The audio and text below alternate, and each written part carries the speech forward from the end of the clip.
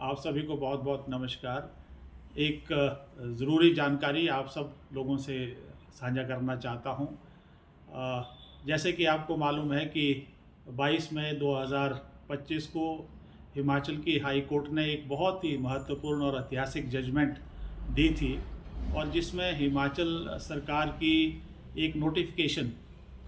1 अप्रैल 2015 की, जो कि भूमि अधिग्रहण कानून 2013 के अंतर्गत ज़मीन के मुआवजे को लेकर फैक्टर 1 को लेकर थी, और जिसको हिमाचल उच्च न्यायालय ने बड़े साफ शब्दों में कहा कि ये अधिसूचना जो 1 अप्रैल 2015 की है, ये गैरकानूनी है, असंवैधानिक है, और उसे हम रद्द करते हैं, सेट असाइड करते हैं। आप लोग भी इच्छुक होंगे ये जानने के लिए कि इस जजमेंट की क्या फ़ैसला था और इसकी क्या इम्प्लीकेशंस हैं। साधारण लफ्ज़ों में हिमाचल हाई कोर्ट ने बड़ा साफ किया था कि जो ये नोटिफिकेशन 1 अप्रैल 2015 की, जो कि श्री तरुण श्रीधर द्वारा, जो उस समय रेवेन्यू सेक्रेटरी थे, उन्होंने साइन किया था फैक्टर 1 की, और उसे जो है वो रद्द कर दिया है। दूसरा, उन्होंने ये निर्देश दिए हैं हिमाचल सरकार को कि भूमि अधिग्रहण 2013 के अंतर्गत फैक्टर 2 यानी कि 4 गुना मुआवजा की नोटिफिकेशन निकाली जाए, लोगों को दिया जाए। और साथ में ये बड़े आश्चर्य की बात है, ये भी उन्होंने टिप्पणी की है कि पूरी सुनवाई में हिमाचल की प्रदेश की सरकार ने अपना पक्ष डिस्पाइट रिपीटेड अपॉर्चुनिटीज़, ये जजमेंट में लिखा गया है, उन्होंने अपना पक्ष नहीं रखा है। ये मेरे लिए बड़े समझ से बाहर की बात है कि ये उन्होंने जानबूझकर किया है या उनसे अनजाने में हो गया है। और अब ये लेते हैं कि इस जजमेंट का लोगों के ऊपर क्या प्रभाव होने वाला है। देखिए, ये जो जजमेंट है, मैंने कहा बड़ी ऐतिहासिक है। 1 जनवरी 2014 से लेकर आज तक, और इवन आने वाले फ्यूचर में जो भी भूमि की एक्विजिशन होगी या अधिग्रहण होगा, चाहे वो केंद्र की सरकार के द्वारा किया जाता है किसी प्रोजेक्ट्स के लिए, या हिमाचल की सरकार के द्वारा किसी भी प्रोजेक्ट्स के लिए किया जाता है, मसलन जैसे आपके 4 लेनिंग है, नेशनल हाईवे है, PWD है, IPH है, शिक्षा विभाग है, या कोई भी विभाग है, ये नोटिफिकेशन उन सब के लिए लागू होती है। आज के दिन में ये नोटिफिकेशन जो है वो रद्द की जा सकती है। जब रद्द की जाती है तो पुरानी डेट से ही इनको नई नोटिफिकेशन जो है हिमाचल सरकार को निकालनी होगी, और जितने भी प्रभावित लोग हैं अलग अलग एक्विजिशन से, उन सब के लिए लागू होगी, और उन सब को फैक्टर 2 लागू होगा, और जो ब्याज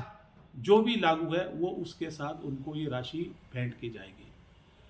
और आप देखिए, यही बात हमारी संघर्ष समिति, दूसरी संस्थाएं और आम लोग भी, जो कि आज भी कोर्ट और कचहरियों में, हाई कोर्ट में है, यही बार बार कह रहे थे कि ये जो आपकी नोटिफिकेशन है ये गैर कानूनी है, और आज इस बात की पुष्टि हाई कोर्ट ने कर दी है। और अभी पता चला है कि हिमाचल सरकार जो है, अब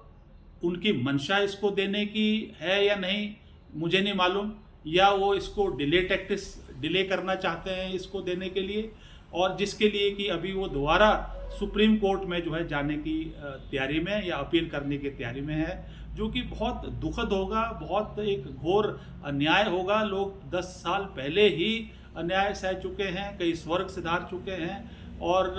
अब दोबारा ना जाने कितने साल सुप्रीम कोर्ट में लगेंगे। और इसलिए मेरा तो आदरणीय मुख्यमंत्री जी से, रेवेन्यू मिनिस्टर से, और सभी पक्ष और विपक्ष के नेताओं से, सरकार से, अधिकारियों से ये विनम्र प्रार्थना है कि इस पूरी सिचुएशन को, मैं समझता हूँ कि आप सब जो है किसानों के, बागवानों के, आम आदमियों के हितैषी हैं, और आप चाहते हैं कि उनका भला हो, तो मेहरबानी करके इस इशू को बड़े सेंसिटिविटी के साथ देखें। जो कोर्ट ने निर्देश दिए हैं, और जिनको कि बाकी प्रांत जो है पूरे भारतवर्ष में फॉलो कर रहे हैं। हालांकि इस बारे में केंद्र की सरकार ने, बॉम्बे हाई कोर्ट ने दिसंबर 2015 में कह दिया था कि फैक्टर 1 ग्रामीण क्षेत्र में नहीं लग सकता।